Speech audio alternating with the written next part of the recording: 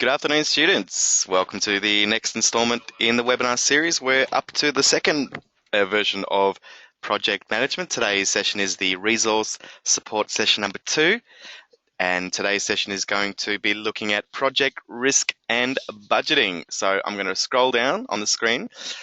By the end of the session today, you'll have all of the information that you need to successfully attack and complete the learning activity called project risk and budgeting. So this is the second installment out of 4 in the project management webinar series. Next week's section will be the third and final resource support workshop. We'll be looking at the last 2 learning activities, and then the fourth one in 2 weeks' time we'll take you through each of the 3 assessment tasks for this subject, project management. So just to give you a bit of an idea of the areas that we're going to cover today, we're going to be looking at risk. In fact, the whole session is actually focused around risk for the most part today. So we're going to be talking a little bit about risk, what is risk, why we need to pay attention to it as project managers. We're going to look at different types of risks, talk about risk management, how to manage our risk, contingency planning, which is a part of it. We'll start doing things like a SWOT analysis and just a little bit about some communication techniques and things like that, or transparency in communication.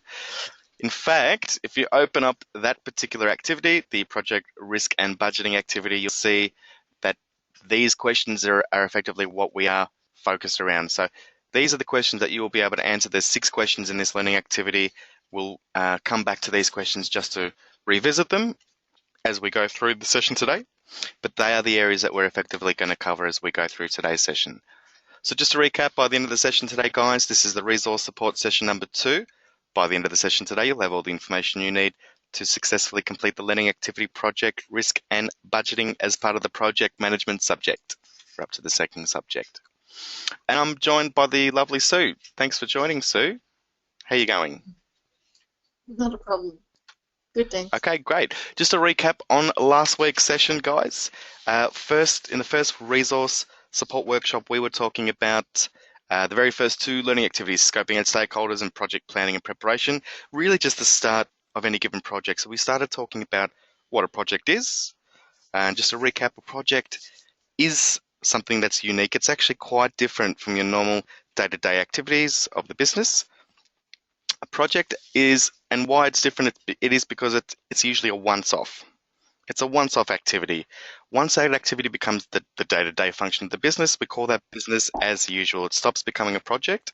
So quite often when a business is trying out a new system or a new process or something brand new, they might transition using a project or a project team to begin or to implement or to begin. Once that new process or new system, everything is running smoothly, that's when it becomes business as usual. So quite often a project is also to help transition a business through some change. And so we talked a bit about different projects, actually. So you had some great examples for us last week, which was great. Then we started talking about project scoping.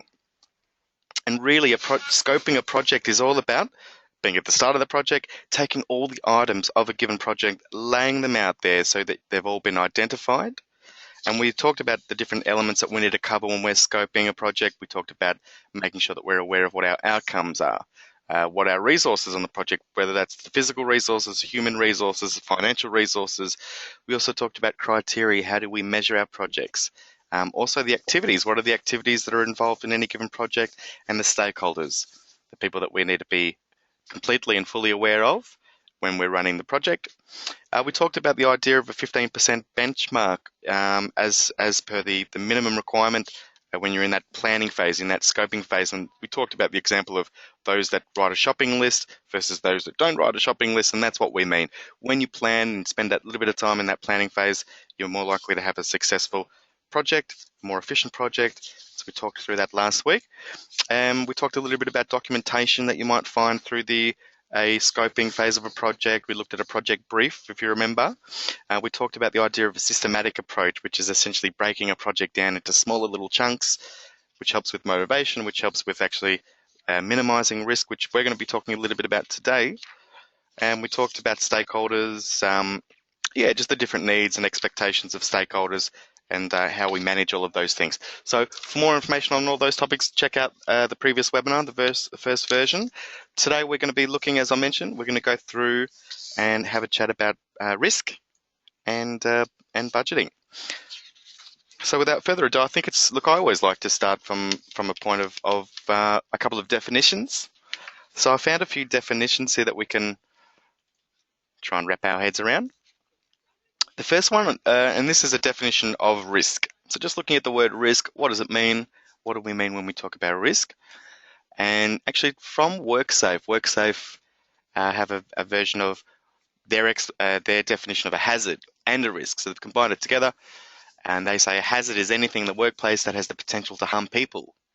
Hazards can include objects in the workplace, such as machinery or dangerous chemicals, and it continues.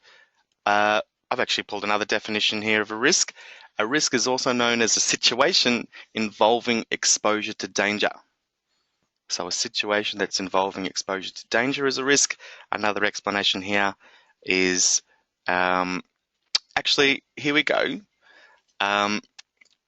Something I'd like to mention, there is a book out there which is of great interest to all of us who are budding project managers.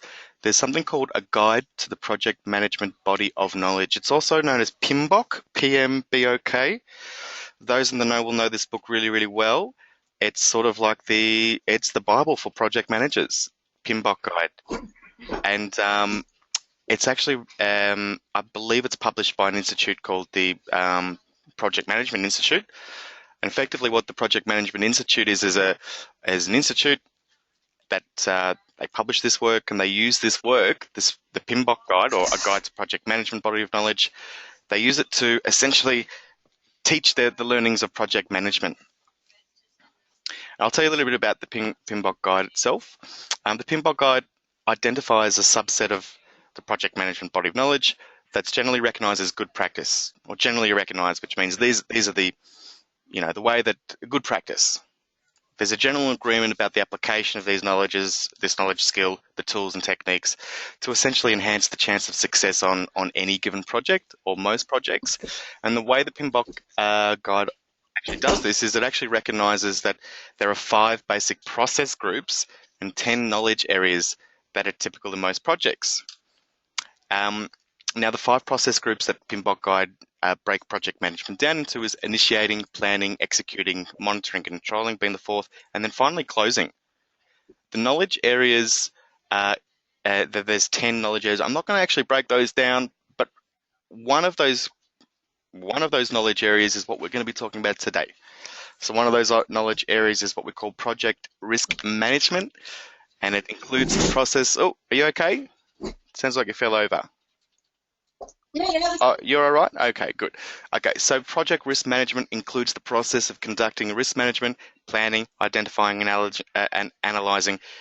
We're going to do this on just a very, very basic level, not too crazy, but we're going to just start the process of what we call risk management. So this is a bit of a background as to why we're doing it and what we're talking about today. And that's just, I guess, my definition or a good starting point when talking about risk.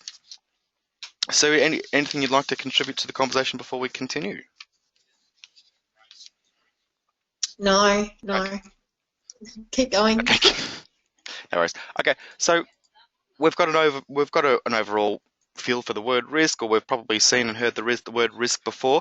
Typically when we talk about risks, most of us, we normally associate risks as being in relation to safety risks. So a risk that can cause injury, a risk that can cause harm to an individual. So normally when we think about risks, or we're thinking about risk mitigation, or what we're trying to identify and analyze and control our risks, we think about those safety risks. So those risks that cause injury. There are other types of risks out there. And I'd like to talk a little bit about other types of risks, because as a project manager, we need to be effectively juggling a lot of different things at once. And so there are other risks out there that we need to consider, and we need to consider them very, very much so in the planning and the scoping phase. This is a serious part of that initial planning phase, is identifying those risks that you might have on the project and then putting some things in place to minimize their likelihood of occurrence. So I'm going to go through a range of different risks. What I might do, there's a great website. I might just take you all to that website while we're here, because I think it might be good to visualize it as we go through it together. So I'm going to enter this website, see what happens. So can you see my screen now? Okay. Yep. This is a website. It's actually part of the Western Australian government website, smallbusiness.wa.gov.au. I found this great site here that actually talks about different types of risks. So there are some of the different type of risks can be identified here. I can send you a link to this if you do need it. Let's just go through them. I think it's really, Yes, really good please. just to talk about some of these different ones and just sort of get our head around the fact there are some other things out there. So the first one is commercial risk, and I'll read straight exactly what's there on the page. It includes the risks associated with market placement, business growth, diversification, and commercial success. So this relates to the commercial viability of a product or service and extends through the establishment to retention and then growth of a customer base. So this is about the commerciality of a given business. Is what you're doing, is it likely to be a risk to the commerciality of that business for them to be able to make money, for their ability to have commercial success? So a risk to a business might actually be a risk that affects their ability to grow, to diversify, to achieve commercial success. And that's something that we need to consider. Another one, which is a really, really big one, is a legal risk or a compliance risk. The same thing, compliance or legal risk. So it includes compliance with legal requirements such as legislation, regulation standards, codes of practice, and contractual requirements. This category extends to compliance with additional rules such as policy, procedures, expectations, and things like that. So when we're planning a given project, we really need to understand the environment that we're working in. And when I mean the environment, I also mean the legal environment. So what are the different laws that we need to adhere to when we're working in this given project? A risk to a project is that you don't consider current legislation, you don't consider some of the standards, some of the codes of practice. You might be not aware of some of the contractual requirements that you've got with some of your workers or otherwise, and that actually poses a risk, likelihood of being sued, additional problems as well. So super duper important one, not one to be forgotten about in the risk chat. Another big one is financial. It's sort of an obvious one. And we when we mean financial, we're talking about cash flow, budgetary requirements, tax obligations, creditor or debtor management. So anything that might derail the cash flow of the business, potential to send the business into a whole lot of debt can be a financial risk. Then the one that we all know about, the health and safety risk. Okay, so we're talking about the health and safety of everybody. That one is the sort of the obvious one that we tend to go to when we're thinking about risks. We want to make sure that everybody's safe, and that's that one. Now, environmental risks include loss or damage due to accident or natural disasters. Could be fire, flood, hail or storms, things like that. So we've got those. There are a few others that are in the mix here, including risks to operational risks, strategic risks, and reputational risks. Now, reputation, I sort of look at that as a bit more of like your commercial risk. So a commercial risk and a reputation is probably sort of similar. If your reputation is at risk, your ability to make money, to grow, to diversify as a business is potentially at risk as well. An operational risk is one I do want to highlight because it's one that I'm going to get you guys to acknowledge or review in your second assessment task. So this one covers the planning, operational activities, resources, including people, and support required of the operation. So what we mean is the ability for the business to do what the business does, its day-to-day operations. Is there a risk to the day-to-day runnings of the business? And that's what we mean by an operational risk. So if we engage in a project, and by engage, oh, that's very, very loud. So I might just mute the microphone here at the moment. I'm getting a lot of volume spill from your end there. So I'm just going to mute your microphone if that's okay. Okay. So with the operational risks, again, we're just referring to the risks that are associated with the day-to-day runnings of the business. So if you do engage into a project, and by virtue of engaging in that project, it pulls all of your regular resources, the people that are running the show, off that given project, and you can't effectively run your regular business as a result, there's a risk. And that's what we mean by operational risk. So um, there's a few different types of risk, and it's really, really important going through that initial scoping phase, the planning phase, that we identify and we are aware of different types of risks. What you're going to do for your project in this subject is that you're actually going to do a project brief for me, which I talked through last week. In fact, I told you about the brief last week. I showed you the first assessment task, what you need to do. Now, don't worry, I will be going through this in far more detail in the very last session, the last webinar for this subject. I'll break everything down again. But what you'll be doing is you'll be identifying 5 risks for your given project. So you'll be identifying 5. I've purposely asked you to give me 5 different categories. So instead of 5 safety risks, I want a legal risk. I want an operational risk. I do want one safety risk, and so on. So I'll give you 5 different categories on your project, and you'll need to be able to identify. Now, operational is one. Operational is one. So we do want you to consider that one. Now let's have a look at a couple of different examples. So I'm going to actually unmute your microphone now. I'd love you to join in the chat. And there you go. So let's try and think of a couple of examples of risk. Actually, what we might do, I might just flip back over to the questions that we've got for this set and see where we're up to. Okay, so question 1 is asking to give a couple of examples of possible risks that you might face when planning a project. I've just gone through a whole heap of different risk types. So Sue, Matt, we talked about a couple of different example projects last week. I believe we were talking about, imagine you've been commissioned to paint Parliament House or redesign, do a refurbishment on Parliament House. We also talked about the project where you might be commissioned to put all the Christmas decorations up in the CBD for Christmas. Now, what are some risks that we might have on any of these or any project for that matter? So the very first question that you've got in this set, guys, is you've got to provide a couple of examples of risks that you might face when planning a project. So what are the sort of risks we might face when we're painting Parliament House?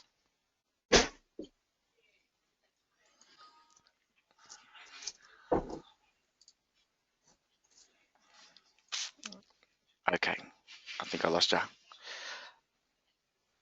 Hi, you there? I am. Can you hear me okay? Some of the risks would be falling off the There ladder, you go. having the wrong colour choice. Okay, what could that do? So the wrong color choice, is that because the first one is a safety risk. I mean, we're talking about somebody getting hurt. The second one's a really interesting one you've Yeah. talked about, picking the wrong color. Now, what does that actually, what is the risk in picking the wrong color? You might hate it. You might have to get it all done again. Correct. Yeah.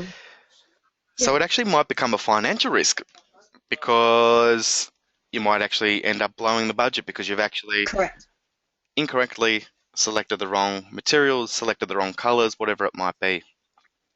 It also could be a risk to your reputation as a company. If you're employed to conduct this project and everything was worked out in the planning and what have you, there's a plan and you were meant to paint the walls blue. And somewhere along the line, you ended up painting it green. There was a bit of a communication error, something happened. What sort of a risk might that be? Well, that could be potentially a risk too. And that's why I tend to put these together, the commercial risk as well as the reputation. It does potentially threat the reputation of the business to conduct their normal business because they didn't deliver on what they were told or what they said they were going to deliver. So that will affect the reputation of the business. It's also potentially a commercial risk as well, because if they affect the reputation of the business, it might affect the ability to win new jobs, to grow into new markets, or to grow certain channels of the business. Any other risks you can think of? Maybe a risk with putting up Christmas decorations, Christmas decos in the CBD. What do you think? What sort of risks? Could electrocute yourself. You could do. Electrocute someone in the public. You could do. You could do. What if I give you a category? What could be an operational risk? with this one. Now remember, an operational risk is a risk. You don't have all the equipment available. Okay, okay, but keep going with that. So you don't have all the equipment available. How does that translate to an operational risk? You, well, in my mind, an operational risk will be that you haven't got everything ready for the operations to actually run and be smooth and not have hiccups. Okay, So you might not have the equipment available, you might not have everything in the project plan sorted out in terms of timing, so you might not have the staff, perfect. you might not have the equipment, you might not have the street electricity turned off, you mightn't have the yes men who are redirecting the public footpath Yep. traffic. I don't know. You might not have all your ducks lined up, Look, basically. I tend to look at this as something that affects the So day-to-day operation. runnings of the business. What you've sort of talked about is just the successful, and this is actually the way that it's actually, your definition is even tighter than mine. It's the way it's actually just discussed in small business on the website that I've taken this information from. That an operational risk is something that might affect the result or successful development or delivery of a product and service. And what you're talking about is anything like the not having the available resources and so forth Correct. that would affect the successful delivery of that product or service. So that is an operational risk in Yep. and of itself. So Yep. that's great. And that's what we're talking about. And this is what we need to do when we're project managing and when we're working out what the potential risks are for our given project, is that we need to be aware of the different sort of categories, the different types, and so forth. Next thing I want to talk a little bit about is risk management. We have something here called a risk matrix table. I'm going to show you this. See if I can just flip it over, flip my screen over. Got a little Word doc here. I'm going to drag it over into the screen. Tell me if you can see that. Yep. Okay, great. So when we're sorting through risks, we have what we call a risk management table or template, and we use this matrix. And I'll talk you through what this matrix is. It looks at two different things. It looks at the likelihood of the risk, or any given risk, and it looks at consequence. So imagine this is down one column is consequence, and up the top row we're talking about the likelihood. So first and foremost, what do we mean by likelihood of risk? What could that mean? What do you think we mean by likelihood of risk? That something's going to happen. Exactly. The likelihood of it happening. Now, there are different categories that this particular matrix looks at. So likelihood could be rare. So the event may occur in exceptional circumstances, the description. Unlikely, the event could occur sometime. A moderate likelihood is, look, the event will probably occur at some time. More likely than not, I guess. Likely, the event will occur in most circumstances. And certain, the event is expected to occur in all circumstances. So they're your different sort of sets of likelihood. A good example might be uh, aliens coming and abducting all staff members. Okay, that's a little bit far-fetched. Likelihood, probably pretty rare. Likelihood's very, very rare. However, the consequences are probably incredibly major, fatal, multiple fatalities. Okay, that's even worse. Let's talk about consequences. So the consequence, so we know likelihood is likely to happen or not. The consequences is another way of saying that is the severity. How severe is that particular example? Now, my example there of aliens and coming and okay, it's very unlikely that it's going to happen. If it did happen, however, we're in big trouble. So what we need to do is we effectively need to do a process of rating our risks, and we can do so by using this little table, this little risk analysis or this risk matrix table. So the different consequences that we've got here are negligible. Okay, so what we mean by negligible, no injuries, no loss of money, it's not a big deal, and it's important that we rate these different these different items of severity and consequence, and as you'll see later, we end up doing a quick calculation to determine which risks we need to pour our resources into first and foremost and so forth. So this is just about assessing that risk and so forth. So we've got negligible, minor, So a minor in the description here, and there's several different matrix out there. If you have a look, if you do a bit of a Google search on a risk management matrix or something like that, you'll see there's a few different versions thereof of this. But you've got minor, so minor one might be first aid treatment or maybe a little bit of financial loss. Serious, we start getting to the serious consequences. We're talking about medical treatment required, high financial loss, moderate environmental implications, moderate loss to reputation. The major one is listed here as excessive or multiple long-term injuries, major financial loss, high environmental implications, major loss of reputation, so on and so forth. So let's pick one of the risks that you talked about before, Sue. Yeah, give me one of your risks that you mentioned before again, and let's do a quick rating of it. Um, So you talked about not having all of the necessary resources um, to be able to run the ship. yep. So it was an operational loss. So not having the Yep. resources available the time that we needed. We'll make it up. What's the likelihood of that happening? Is it very, very rare? Is it certain to happen? Or is it one of the ones in between? What would you suggest? I'd probably put it as likely to happen. Something's always going to go wrong in some sort of rollout process. I like it. So you're taking the conservative approach here, which is pretty much probably the approach you should take to risk. Always side on the more cautious side of the street. Yep. So you're saying, like, what that means is we're in this column here. Can you see where my mouse is hovering around? It means that we're in this column now. We're under the likely column. Oops, I've just changed the values. There we go. Okay, now let's look at the consequences of that. Sure can. And I'd probably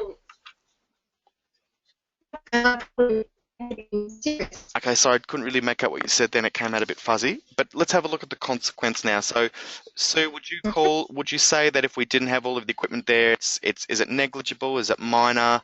Is it serious, major? Yeah. Now, this one, I have to say, these consequences are very, very much I'd probably put it in either major or serious. major or serious. Okay. Now, because you've said either or, well, you know what? I think we're going to go with major because let's do that. That tells me that we're in this box here. You see how that works? Major over here, and we're likely over here. So the two meet up in this square right here. So we're at the number 12. Now, if we go down further, here's our rating system. 8 to 12 is high, requires immediate corrective action. This is a way of us trying to identify, okay, do we have to deal with this right here and right now? Or can we put it off and deal with it a bit later? What you guys are going to do, I'm going to actually open up something else. What you guys are going to do, I'm happy to give you this as well. There's a little Excel spreadsheet I've made up. I want you guys to effectively be doing this for me on your project eventually. So I want you to be identifying 5 different risks. So you're going to be talking through those risks, a description of each risk. So this is the description of the risk likelihood. And in this case, I've just got high, medium, low on this matrix, this one here. The risk impact. So likelihood is the occurrence. Is it likely to occur? Impact is just another word for consequences or severity. So the impact, how serious is that risk? Who was affected? It's always good to know who was affected. Control measures used. So that's when we talk about control measures used is what are we actually doing? What are we putting in place to control that? Some risks can be what we call eliminated, so removed, and wherever possible, you always want to eliminate a risk. Some can't be completely eliminated, so what we need to do is essentially control that. We need to, put something over. If there's a leak coming from the roof, it might take us a while to fix the roof. We need to put a control measure in place. We need to put a sign up to warn people of the water on the floor. We need to put some towels down to mop up the damage. That's a control measure. The elimination of that risk is when somebody goes up and fixes the hole in the roof. If that makes sense. Now, who's monitoring? Part of risk management is to always have somebody that's responsible for it. When I say responsible, it means that we're effectively putting somebody in charge of keeping an eye on things. And there's a review date because you'll always need to review your risks because things change. So you always have to sort of stay in touch with that. How are we going so far? Who would have thought? Excellent, Who would have thanks. thought risk was so much fun? There you go. Now I'm going to go back to the website I showed you earlier. their website talked about having a different steps as part of the risk management plan. They talked about step one, which is defining the risk context. So what they mean by defining the risk context is, identify where or under what circumstances the risk occurs. So is it only in a particular work site? Is it a department? Is it a particular section? Is it only after severe weather? The risk identification talks about, a bit more of a description of the risk. So look, for me, I tend to put these two together. The risk identification and definition, for me, it's all the one and the same thing. In this part here, we're talking about, what can happen, how and why it might happen, those sorts of things. The risk assessment is a little bit about what we just talked about. This step involves analysing the likelihood and the consequences of each. That's exactly what we just did on the risk matrix table. That's basically analysing the seriousness or the severity / likelihood of that given risk. And it looks at existing controls, identifies what's going on there. So that's what we just looked at with the risk management table before. Strategies, so this is probably the next part that we need to talk about, I guess, having some strategies or having some contingency planning or putting some controls in place. There's a series of questions there that can assist you with that. And finally, monitoring and review. So risk management, it's an ongoing process. Even if the existing control measures are adequate, you actually still need to regularly review whether anything has changed, which may impact on the risk issue that you've identified. What might actually happen is that the risk might actually become less likely to happen because of something else that's happened since we last reviewed it. On the flip side, something might become more likely to happen because of something that's changed since we last reviewed. If that's the case, we need to then step it up and put some corrective actions or put a little bit more of a priority on that given risk. So that's why we need to continually monitor and review. I'll show you, there's another diagram I've got here. Let me just see if I can pull it up. Okay, this is another risk management cycle. This is just another example. There's plenty of examples out there. They all kind of are more or less the same thing. And this one also combines those first two steps that the other one had, which was, I think it was define and identify. This one says identify and analyze exposures. The next spot here in this little cycle is examining your risk management techniques. So have a look at what options have we got. So after you're looking at the different options, the red arrow says here, select the appropriate technique. The green arrow says then implement that technique. The black arrow here says monitor that technique. And it is a cycle, which means you've got to keep doing it. It keeps going. It never stops. Okie dokie. Sue, any thoughts before we keep going? How are we going so far? Good, thank you. I'm listening wholeheartedly. Okay, the next thing I wanted for us to talk about actually is contingency planning. So I'm going to go back to your questions that you've got here in the learning activity in this one, project risk and budgeting. Your second question says list 2 contingency plans that would work for a project that you have implemented or researched. Okay, so it doesn't have to be a project that you've been a part of. It can be any project that you can conceive. You can make it up. I don't mind if you make it up. Or you can research a project, have a look and see what different projects are out there, and then come up with 2 contingency plans. So when we say 2 contingency plans, is you need to essentially give me a risk and then give me a contingency. It might be good just to clear that word up a little bit, contingency. For me, contingency is a system of mitigating or minimizing, reducing the chances of that risk actually happening. So a contingency plan is something that you put in advance. It's not something that you do afterwards. It's not, and that's more of a control. So a control is what you put in afterwards. A contingency is what you have prior to hopefully minimize the chance of that risk even happening. Does that make sense? Okay. Yep. What I'm going to do now is I'm going to just shoot out a bunch of examples of risks. Let's think together about a couple of different sort of contingencies. Remember, contingencies are things to do to minimize the chance of it actually happening. Okay, here's an example of a risk. You're on a work site and there's exposure to dangerous or hazard chemicals. They're used on site. So the risk here is that there's a potential to cause some, this is a safety risk. We've got harsh chemicals on site. You know, we've got dangerous and hazard chemicals on site, potential to cause harm, cause injury. We have already identified this as a risk. We know we've got these horrible chemicals on site. Let's think of a contingency plan. What can we do in advance to minimize the likelihood that we're going to have anybody that has any serious harm or injury as a result of those hazardous chemicals? Any thoughts, Sue? And sorry to ask all these questions of you. You just happen to be in the room with me today, and which I very much appreciate. And thank you very much for joining in the conversation. If not, that's okay. That's okay. What do you think? Not a problem.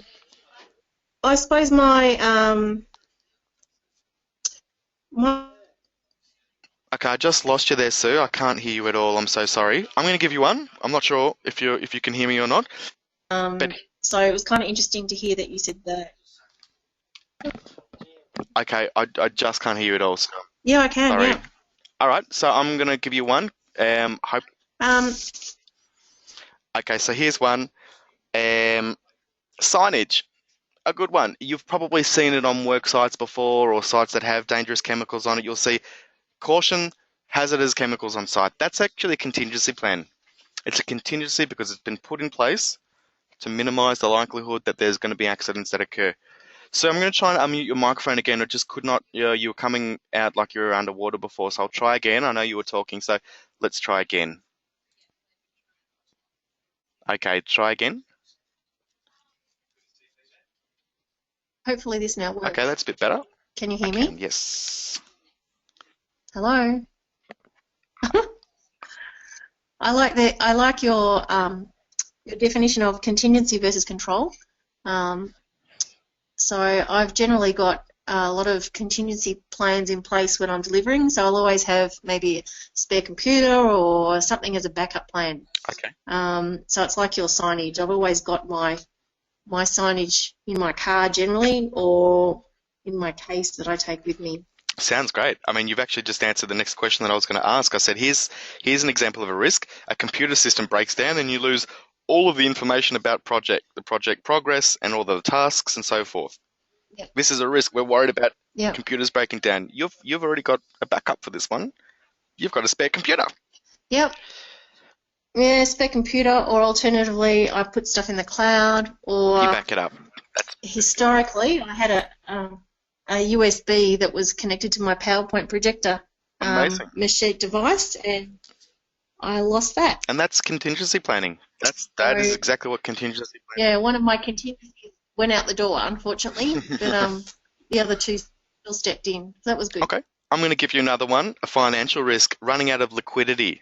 So when we mean liquidity, we mean available funds, cash flow. So money that's able to be accessed right now. So what happens if we run out of liquidity, run out of cash? It's not becoming bankrupt as such, because you might have money tied up in assets. You might own hundreds of properties and be worth millions and millions of dollars. You have very little liquidity because there's no money in the bank or there's no access to cash. So what can we do? This is a bit of a tricky one, sorry to put you up in the spot here, Sue. But what can we do? What's a good contingency plan for running out of liquidity?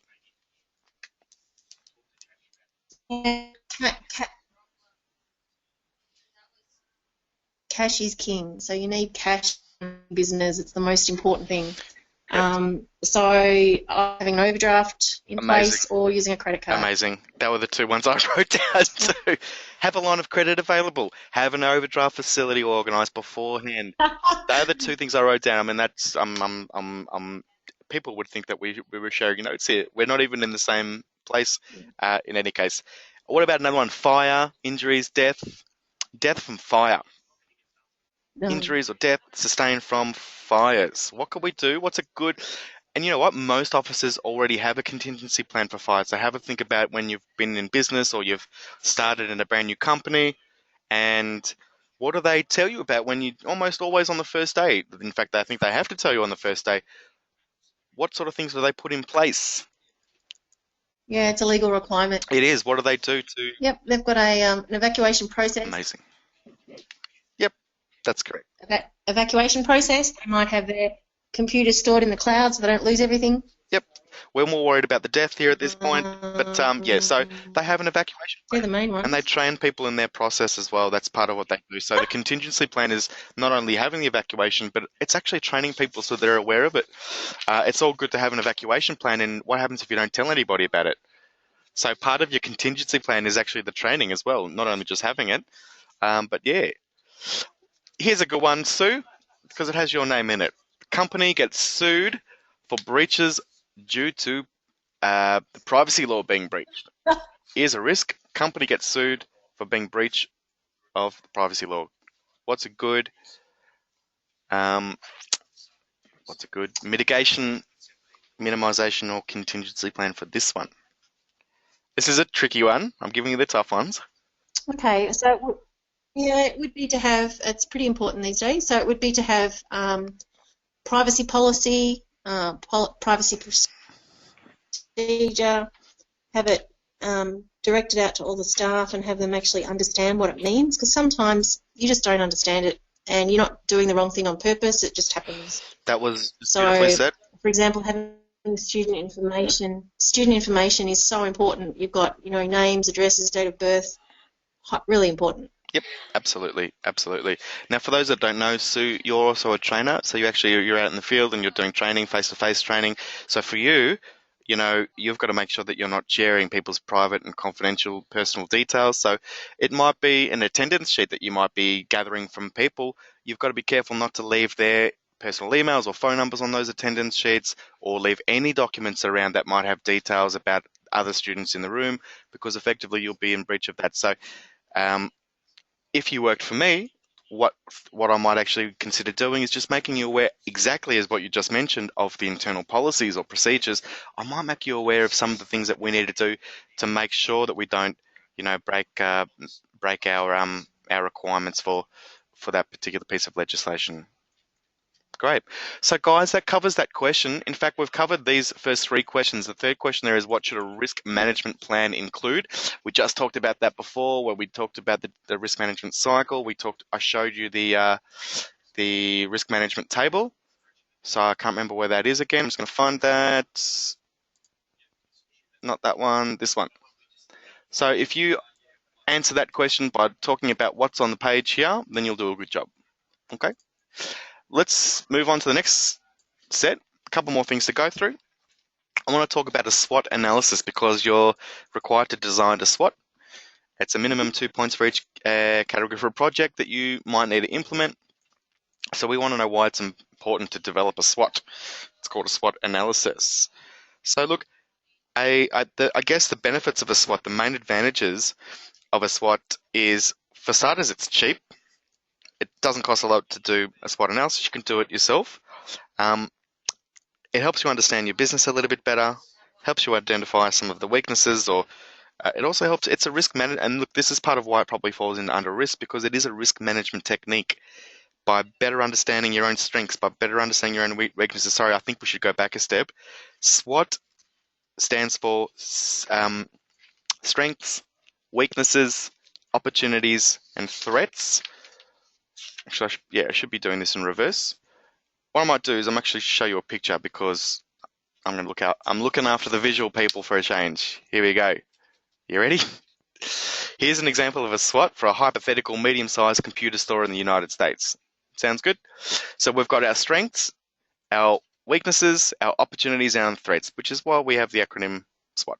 So what I want you to do is basically this list a couple of points for a strength, a couple of points for a weakness, opportunities, and threats.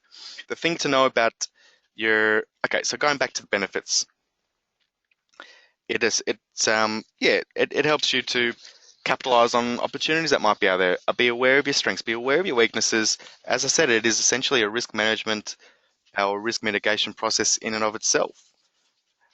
I guess some of the limitations of the SWOT is it doesn't actually prioritize any of the issues, doesn't provide any solutions. If anything, it can generate a lot of ideas, which sometimes can not be overly helpful. It can get you a little bit off course with what you're actually trying to achieve. it produces a lot of information which isn't always useful. The thing to understand about the SWOT analysis is that there's two functions which are internal and two functions which are external. So when you're answering the strengths and the weaknesses, we are referring to internal strengths and internal weaknesses there. Okay, this is really important to note, and this is something that gets missed when people do a SWOT. The strengths and the weaknesses, the very first two letters, are about your internal functions. Okay, so when we're doing a SWOT analysis on a given project, we are looking at our internal strengths. So in fact, in this example, knowledge or our relationship selling is this particular computer company has identified that they are the internal strengths. Weaknesses, well, they've identified a couple of weaknesses. The major stores pushing boxes can afford to sell for less, so their price they can't match prices. Brand power they've identified as a weakness. These are internal strengths and internal weaknesses. Opportunities and threats, these are the external factors. So the opportunities and threats are the external. So opportunities, what's out there externally from what's an opportunity for the business? What opportunities exist in your market or the environment that you can benefit from? So that's what we mean by opportunities. What opportunities do exist out there that you can benefit from? And threats, again, that's external. Who are your existing or potential competitors? What factors beyond your control could place your business at risk? And this is essentially how it also falls into risk. Risk needs to take account not only internal issues or internal strengths and weaknesses, but external.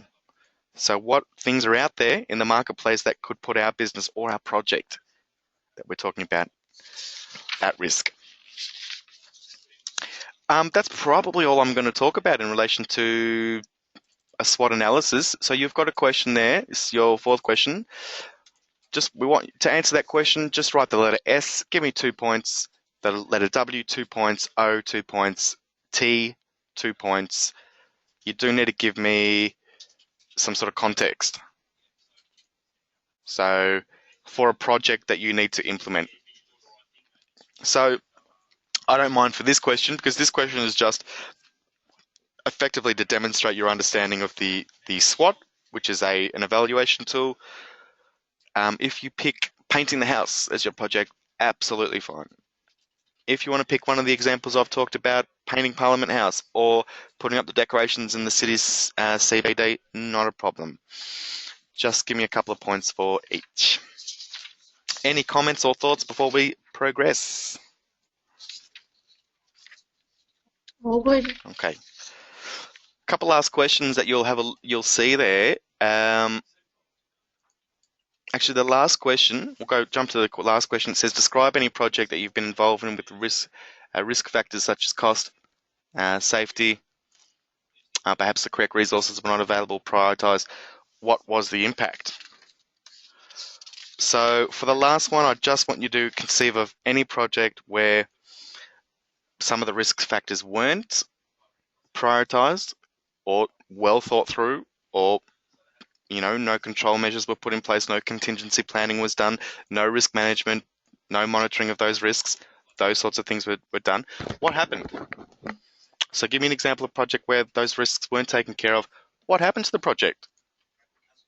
Did the company get sued? Did the company go bankrupt? Did the company lose business? Did they have to put out a media campaign to try and smooth over the issues that were out there? What happened? So try and pick an example of a project where, and again, I don't really mind if, do a bit of research, whether you're a part of it or not a part of it, it doesn't really matter. Just describe any project where two risk factors, just one. This question is just one. The previous you had to identify two. Just one. So describe any project where a given risk factor wasn't prioritized or correctly dealt with, and what the impact of. So I want to know what the impact on the project was as a result. That's your last question. Just backing it up one question, the fifth one, second last one. Question here is, why do you think transparent communication is important to the project budget and cost factors? Why do you think transparent communication is important in relation to the project budget and cost factors? We talked a little bit last week about the importance of engaging with your stakeholders when project planning. And it's really much the same sort of thing here in relation to a budget. What you'll need to do as part of your project, guys, is to develop a budget that goes along with it. So you're going to be making up your own project and you're going to be including a budget. Now, I have already taken the time to design a budget for you, and it looks a little bit something like this. So this is Project X. This is your project. I made this little template myself. I want you just to fill in the numbers. This is something that you'll be doing on your assessment. So I've already given you the template. Just fill it in. Now, budgeting is essentially part of our planning and scoping phase because it's part of sorting out our financial resources and allocating our financial resources and being able to determine what we've got available. So again, just like scoping, and we talk about the need to bring in stakeholders and involve people in the conversation, same goes when we're talking about budgeting. It's all part of the scoping phase. Budgeting is just one part of the pie. So what does it mean to, I guess the question here I might have for you, Sue, is what does it mean to be transparent? I mean, what do we mean by transparency? To be open with the communication so that it's clear and that everyone has the same view or the same impression or the same knowledge. So sometimes that's hard with email. When you're writing an email, somebody, if you leave some gaps or you use some words that aren't clear, people can get upset or walk away with a different interpretation. So when it comes to figures, it's really important that everyone knows what the budget is so you're not overspending or blowing the budget in some respects. What are the benefits out there that if I share some of the financial information that I've got with other members of my team potentially? So you talk about being open, and that's a really nice way to explain it. What's the benefit I might get in sharing that information with other members, being open, as you say? Well, they might be able to actually help you save money in certain areas that you might not even have known about, or they might not push you to spend money in certain ways that, you know, is going to break the budget. So it will reduce some conflict potentially and bring together some better teamwork. That's exactly right. It's not always thought of like that when That's exactly right. I mean, we call that visibility. You know, not everybody has complete visibility on budgets and dollars and financials. People tend to hold them close to their chest. So it tends to be the opposite. True. Sorry, I'm having difficulty hearing you, so I can't tell when you're talking sometimes. I apologise if I spoke over the top of you then. But no, what you said is 100% correct, and what we're talking about there is visibility. We, as project managers, we've got to be aware of everything, but we don't have to be necessarily the experts on everything. We just need to be expert communicators and aware of the different needs and expectations that different people have, and that different people have a different level of information and knowledge which can help us. And we talk about visibility. So as you say, by involving more people in that process, we might identify a cheaper way to do the same process. We might identify that we've already got the physical capabilities of being able to, we don't need to go out and buy that new machine that we need for this thing. The old machine actually works fine. There's actually a function on the old machine that can do that exact thing. You never would have known if you never asked me. So this is, again, it comes down to risk mitigation. We want to minimize the risk of, having a financial risk or a risk to our operations and commerciality. We need to involve people. We need to be transparent, be open, be honest, be forthcoming with information about projects where cost factors are concerned. Now, better or cheaper ways or alternatives are always good. So it's really important. The other part of this, and I love it how things always sort of find a way to synergize and come together between all the subjects of this course. But really, what we talk a lot about through this course is leadership. Leadership is a key theme for this course. Self-disclosure is actually a leadership trait. So by disclosing information about yourself, it's a leadership trait. Being open, being authentic, and are also key leadership traits. By being really open about things, by being transparent, being open, as you say, we are more likely to motivate others to do work, to energize people more efficiently, and to get energy out of them. And this is just a leadership principle in and of itself, aside from the risk mitigation benefits that we've been talking about.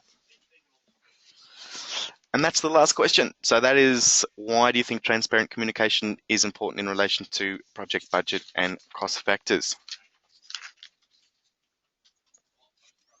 Okay, that's it, guys. Thanks very much for your attendance. Thanks for tuning in. That ends the second session, the resource support session number 1. So this whole session dedicated to this learning activity that you see on your screen, project risk and budgeting. You're right now to go off and answer each of those 6 questions. Looking forward to seeing your responses, guys. So do you have any questions or anything you'd like to add to the conversation before we wrap up today's session?